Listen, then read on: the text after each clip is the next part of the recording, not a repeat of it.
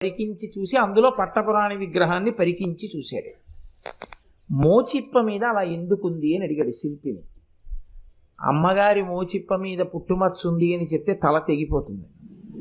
అందుకని ఆయన భయపడి ఈ మాట చెప్పలేక రాజుగారితోటి, నీలకంఠ దీక్షితుల వారు నాతో ఈ మాట చెప్పారు, పట్టపురాణి గారి మోకాల మీద పుట్టుమచ్చు ఉందని, అందుకని అలా చెక్కానని. వెంటనే రాజు ఇంటికి వెళ్ళిపోయాడు. ఇది నీలకంఠ దీక్షితుల వారికి తెలియదు. ఆయన ఇంట్లో పూజ చేస్తున్నారు మీనాక్షి అమ్మవారికి. ఆయన ధ్యానమునందు లోపల అనుభవిస్తూ ఉండేవారు ఆ తల్లి యొక్క దర్శనాన్ని. నీరాజనం ఇచ్చేటటువంటి సమయం వచ్చింది. రాజు అంతఃపురానికి వెళ్ళి భటుల్ని పిలిచి ఉత్తర క్షణంలో మంత్రిని బంధించి తీసుకురండి అన్నారు. భటులు వెళ్ళి మిమ్మల్ని బంధించి తీసుకురమ్మన్నారు రాజుగారు, కబురు వచ్చిందన్నారు. ఈ మాట పూజామందిరంలో ఉన్నటువంటి నీలకంఠ దీక్షితుల వారికి చెప్పారు.